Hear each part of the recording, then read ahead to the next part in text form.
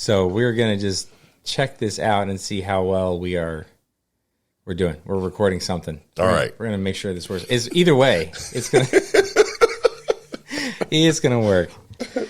All right, buddy. Well, thanks for coming out and doing Always, this with man. Me. Checking. It's my happy place. Anytime I can put a camera in front of your face. This is my happy place. It's kind of our thing. Just be like, hey, Kris, I got this idea. Come here. I'm on my way. Yeah, right around the corner. How'd you know? Yeah. And it works.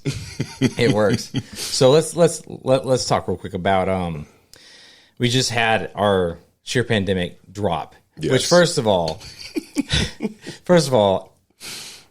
it took a long time. So it was Very like long the time. fact that it's even out right now is a great start. Yes. Right? Just the fact that it's out, like, yay. Correct. It only took 9 months or something crazy like that. Out again.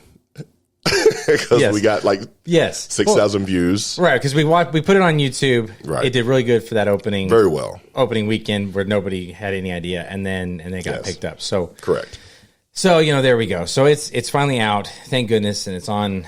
They actually told me several places. So it's on Amazon now. Okay, and then it's going out somewhere on cable, but I don't know the channels yet. They said check X Infinity. I don't even know what that is. So okay, I think that's a lot like maybe like Spectrum. I think it's. I guess. Yeah. I okay. think, yeah. Well, they said they didn't know what channels it was going on, but it was going out on cable somewhere. So who knows? Holy moly, that's pretty awesome. Maybe HBO will call us up.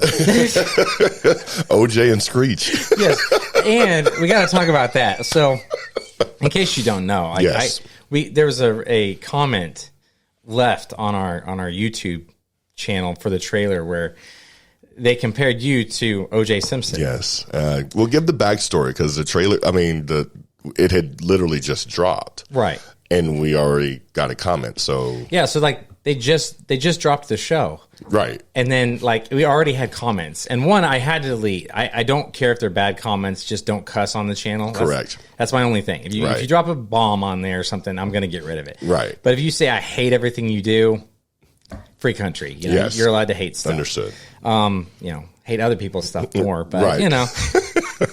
but we immediately got somebody dropped one thing, and that was... here and there. But then the next comment right after that was, it basically said that equated you to OJ Simpson, which, let's be honest here. One, I didn't really totally see it. Yeah. Younger OJ Simpson was an attractive dude. Okay. He played football. He was fairly well built. So, maybe they were thinking younger version. I'll go in a different direction. Maybe that was the only black reference that they had because there was OJ and Screech. I mean, kind of a like 90s. Okay, I didn't want to get into it. I didn't want to get into the part with this. Okay, so here's the deal. Like, I'm not saying I'm like Brad Pitt by any means, okay? You're far from Screech. Okay, but Screech, I was like... Far from it. Like, what? Like, where did that reference come from? Yeah. And only then, after I told you about it, did you inform me that, A, he had gone to jail for who knows what. Correct, yes. I'm like, oh, that's a great reference. And also, he's dead. Yeah. So I'm a dead Screech. You're a dead Screech. So, I don't know. They dug deep for it, I guess. But it is what it's kind of that era now that it's almost it's more important to be funny than it is to be anything else. Yeah. So, or maybe funny or trolling. Trolling is what they call it. I think it's easy. It's easy to troll. Another thing that I noticed that I just did not expect is the show dropped online, and within the first like a matter of hours, there was like 20 something IMDb reviews. Okay. Which for me, this was like, what in the world? Like it didn't exist before like 12 hours ago, and it just went online. There's already all these reviews. No one's actually leaving a comment. But there's all these reviews. Most of them are like straight up like 1 star, just horrible. And I'm like, who even knows about it? Did they just just see the picture and just be like, is somebody sitting around being like, I'm going to wait on the next thing to come out as soon as they drop something, 1 star, just automatically, because they dang sure didn't watch the show. Correct. They're allowed to hate it, but they didn't. There's no way. And some of them are from overseas. I don't even know if the show is overseas. Yeah, it's almost like on Instagram when somebody has like 2 million followers. Yeah. And I'm like, who is the first person to like it? Because by the time I get it, it already has a few thousand, yeah, a few 100,000 likes. So who is that first person that gets it and likes it? So yeah, it is what it is. Well, which is why, it's funny because people regularly, you've known me long enough. So when I tell you I'm trying to be excited about things, yes, I'm so used to just the never ending supply of trollage, right, and just negative, getting hit over and over. I get really used to it, so I don't get super amped about much of anything, right. Which may be sad. I'm out of sight and out of mind, so I try my best to not even entertain it or even look at it. So I try to ride this like even playing field of not even, don't get too good and don't get too bad. So it is what it is. Well, so do you have so when you're getting review, anytime you put out anything artistic, you're immediately engaging a world of people who,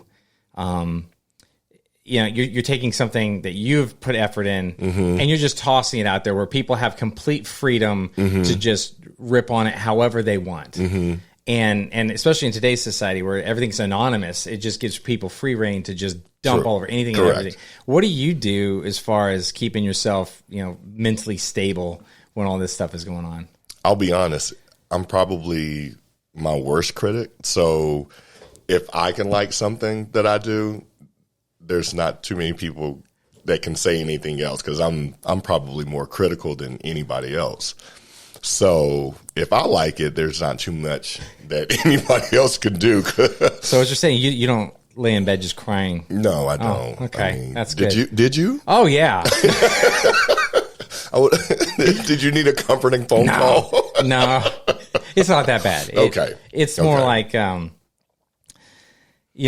read it, and a lot of times I won't read the comments so much because you're just I feel like people have no content or context filter. Correct. So like if they come out with a new Coen Brothers movie and then I come out with something, people are like, it's the same. Right. And so they will rip into it accordingly. Right. And it's like, but it's not the same. Correct. It's like, we made this. I think I had like $7 and change in my pocket. And we made a film. Right. And they're making an actual film. Right. And so when you see stuff like that, you immediately have to think just people don't know. And they just don't act accordingly. I also take in consideration what people actually think is good. Yeah. And I'll see what people actually think is good. And I'm like, you think that's good? Yeah. Okay. Without disrespecting anybody's opinion or anything like that. But, Well, and that's the whole art form. Any of it is just, you're taking mud, you're throwing it on a wall. Right. You're hoping some of it sticks. Right. That's like the entire game. It's just to see, did anybody like that at all? And if you get it, in my opinion, if you get like 3 or 4 people to like something, you're doing pretty good. Like that's the... I think what helps too was sheer pandemic was fun. Yeah. So it's almost like you because it was a comedy, it's easy to take their comments as comedic. Like, you know what I mean? Now, if I'm throwing out a scene and I'm like crying and like I'm vulnerable in this whole film and then people trashed it, I probably would need to be held that night, but but I had so much fun doing the film. So and I felt like we spoke to everybody with it, and it was a lot of fun. It was well written, well acted, if I may add. Definitely. I mean, I did get like best actor. Yeah, you did. Content 2021. Yeah. So I got the award sitting, so you can't, they hate us because they ain't us. Yes. I do lean back on that stuff regularly. I'm like, have you ever won best actor at anything? Right. Like even if it's a small festival, if you win best actor at anything. Correct. That's like a major deal. Like for me, I'm like, you take that to the bank. Now you don't like run around wearing it on a belt buckle or anything. Exactly. No, not yet. Not yet. Maybe later you get one of the big Texas sized gold, I am good. Right. Stamp of approval, but no, I think it's fun, and at least it's another thing that we got to go out there. And I don't regret doing the film at all. I think it was a lot of fun to do, and everybody was shut down. Yes. And it's funny because a lot of people, I've worried inside that people might look at it like we're making fun of the pandemic itself, or maybe not the pandemic, but like the virus itself, or the fact that there have been deaths associated. Right.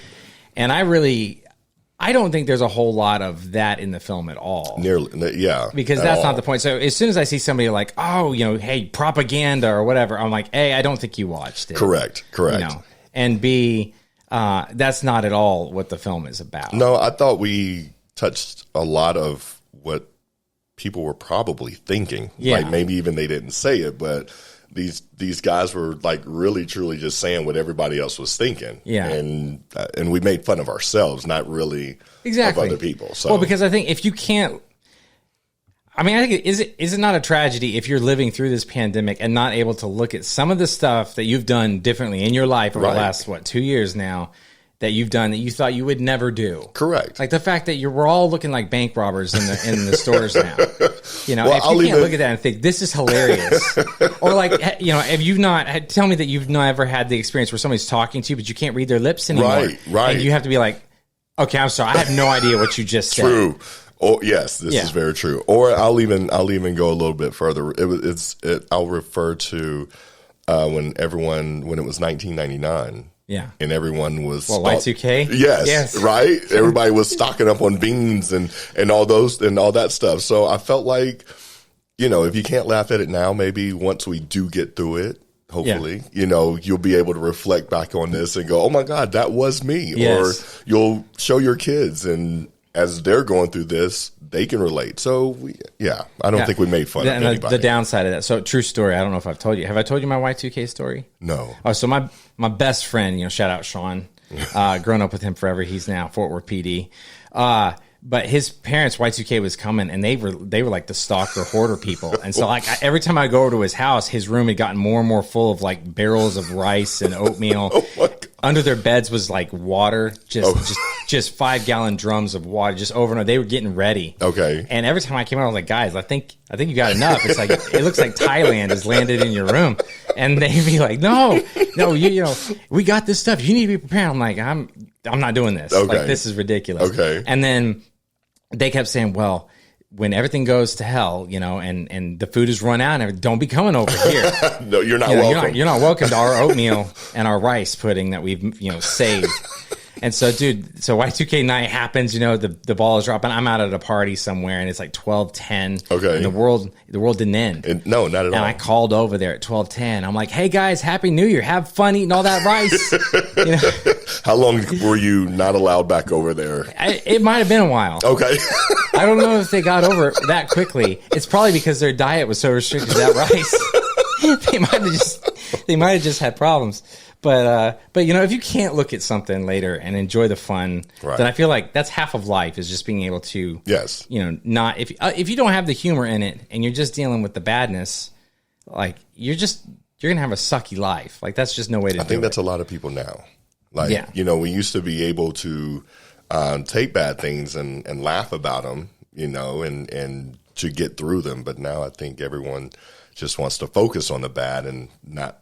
Forget about the laughing part. So I don't know. I don't feel like we made fun of anybody. So I feel like even if they watch the movie and they're like, these guys had amateur hour and looked at and even if they laughed at just how desperate we tried to make a film, then we still win. Right. Yeah. So exactly. I think, hey, let's talk real quick about, I get asked this every single time that we drop a film, which for me has been fairly consistent now for years. Okay.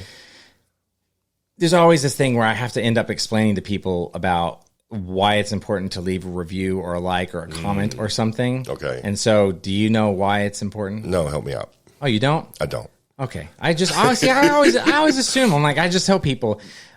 So we get on there and I leave a video and I'll be like, please leave a comment, review, like, whatever. And it's just because we're playing for the algorithms. Oh, okay. Like if you're on Amazon, this is not a film that's going to be like the next giant Amazon film. Well, no, knock on wood. But, exactly. It's not going to be that. But the fact if you leave comments or reviews or likes of any kind, it tells the algorithms on Amazon or the other platforms, hey, this thing is worth getting noticed. Oh, okay. Okay. And it makes it more likely to show up on a feed. or more likely to recommend it. You know, like if you see on the bottom scrolls when you're like looking at Amazon, which I end up doing because Amazon has like a gajillion videos. Yes. And if you're on there, you'll just be scrolling. You realize that your entire movie night has been spent scrolling, trying to find something. This is true. Yes. But it puts your film, you know, up there. And so anyway, so when we tell people, that's why. So got you. And in all honesty, what's better? Not leaving a review or letting the people in China and Thailand leave, you know, auto 1-star everything coming out of the United States. This is true. Yeah. Because that's brutal. That's just like, really? Yeah. Anyway. This business. Yes, this business.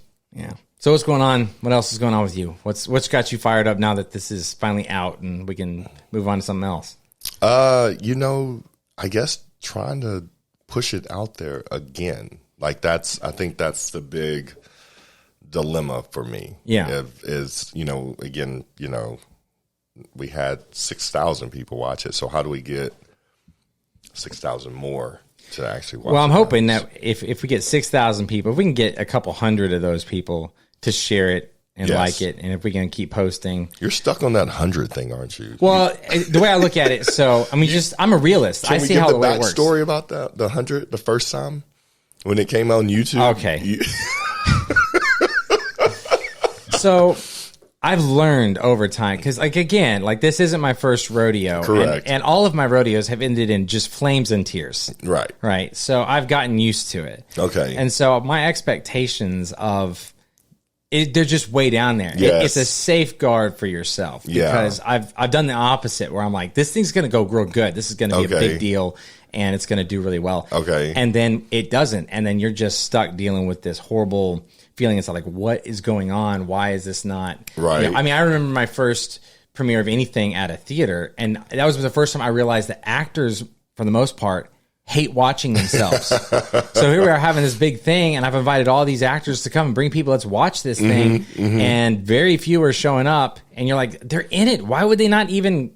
Like, it was mind blowing until you met me, and no, it wasn't. You I learned by then, but like that's a real thing. And then they don't like to show it, and it's kind of like I've been considering doing stand up comedy, and one of the things they tell you on stand up comedy is never invite your friends because it's going to crash and burn whenever you start. Oh wow! And so don't bring your people because then that, you don't have to take it home. Interesting. And I think actors do the same thing when they watch their films. Is they don't want to take that home. And so they're like, they go into that theater. They're like, maybe it's good, maybe it's not. But if it sucks, I don't want anyone to know it existed. Oh, okay. Yeah, you see, maybe it's from their previous experiences, but I didn't know any better. Like I pretty much invited everybody. To. But anyway, back to... Well, anyway, all that to say, so I set my goals now really low. Okay. So I'm like, maybe we can get 100 people to watch it. I did not... It went way above what I thought. Oh, like when we had 6,000 views that quickly, it was like, wow. So let me ask you this. Has there been anything that you were as excited about as sheer pandemic? Like, does that change things? Like, I was thoroughly excited about the idea of sheer pandemic. Not just because... like I was in it, but I thought it was hilarious. I thought it was like funny. So I was really, truly just overly excited about it. Now there are other projects that I've done. I haven't been as excited and I didn't promote as well. Yeah. But sheer pandemic was definitely the first thing that I had done that was designed with a particular audience in mind. Okay. Like it's designed for family. Okay, yes. It's designed for little kids to watch. It's designed to watch as a group. Right. At your house with people. Yes. And everything else I had done was either aimed at like straight children or a certain demographic of adults or, genres or whatever. And this was a very broad, open, Hollywood would call it, a 4-quadrant film, although it's like indie, no budget, but it could hit all 4, people could enjoy it because they're all experiencing the pandemic together. Right. So I was excited about that because I'm like, here's something that has a general people can associate to this. Yes. And we'll be able to, you look at it and laugh is the idea. And I felt like, so that bar was really good. So I was excited about that. Okay. I felt like it would be easier to get people to like it than to not like it. Yes. Because also the whole world was shut down. So the fact that we made a film during a pandemic, that is the thing. So it's about guys struggling in the pandemic and that's what we did. Right. And so I just felt so. I was more excited, and I thought it would be a little easier to find an audience that way. And it did find, like, I mean, it got a lot of people that we have no idea who they are, watched it and liked it. Thank so you. Now I'm hoping that yes. Thank you. And now I'm hoping that, more people will get on there Yes. and share it or like it on Amazon. And the truth is, I have no idea. Yeah. It might go out there and find 100 people. Mm-hmm. It might go out there and, get a handful of good reviews and do significantly better. Right. And there's no way, that's the thing. There's no way to know. Mm-hmm. Like, because we're not backing it. We have a distributor, but it's not me. I can't, right. I don't have that power. So, we'll have to just see kind of what happens now. Of course. Of course. But I think that was the exciting part, was the fact that there aren't too many things that people can watch collectively. Right. Like, even, no cussing, no, nothing inappropriate. And yeah. It's almost like people are going so far above the bar to maybe even if they don't cross the line, that they come close to the line. But, I thought Sheer Pandemic was just like, it was perfect in every area to be able to, for adult humor and for kids just to be able to laugh, almost like, Pixar movies and Disney movies. Like, it's the adults that can sit through with the kids that watch the movies and go, you don't know what that means, do you? But they're laughing at something else, but the kids are laughing totally different. So I thought you hit every area with that. So that's why I was pretty excited about that. Yeah. Yeah, me too. He doesn't take compliments very well, people. Again, it's that shield. It's that armor of being able. You have to keep it all. That's another thing. Like, people let things get to their heads, and if you take a compliment, then suddenly it goes to your head, and you think, "Oh, I'm something special." And in this industry, you're not. True. Until until your front name is Tom and you're headlining something. Apparently, that's the name to have in Hollywood. But so, are you trying to tell us something? No, Tom I'm not Tom Lang. No, but I think not having a big head is probably a good idea. Oh, big time. And just having some humility, and maybe I toss around a lot. Are we going to do something again? What's the next thing? And I mean, there's a lot of times, if we're honest, that I regularly am like, heck no, we're never making another thing ever. These people are piranhas out there ready to eat us alive. Right. Go and do something else. Why would any artist put something out in these day and age when you can just have people berate? It's so easy. Yes. Like, hating is easy these days. Very easy. So and why common. would... Oh my gosh, yeah. It's just so much easier to be like, I hate this thing. I hate this. Oh, this sucks. Thumbs down, whatever it is. Then, once you have to say, I like the thing, then it's like you're putting a stamp on it, and people carry that around like it's some sort of special deal. And, and you have to earn it. Like, it's like, you can't pay people to do that these days. Right. So anyway, all that to say, I think that I get torn around, but we'll see. We'll see what it does. Maybe it comes out. I already had ideas a long time ago about Sheer Pandemic too. And considering we all thought the pandemic was gone. Right. And it's not. Correct. And it's still kind of ongoing. Yes. And, so I figure we still got time, I was originally afraid the movie was going to drop. It was going to drop before the before the pandemic, was ended. But no, we're still good. Right. We're still good. There's still Fauci's still doing the mask thing. Like, how old is that guy? I'm like, he may outlive us all, though. He might. Anyway, Sheer Pandemic 2, we can feature him. He can just kind of show up, and we can be like, who's this dude that just got in our car? And it'll be really funny. So, anyway. Well, all right, man. Well, thanks for coming and doing this with me. I think it was just fun. We needed to talk about it. Yes. And we need to get back and talk about more stuff, too. So, we'll do it again and talk about actor life in general and just... I'm here. Just life and topics. There's so much. There's so much stuff. But yes. Anyway, until later, dude. All right, man. Peace.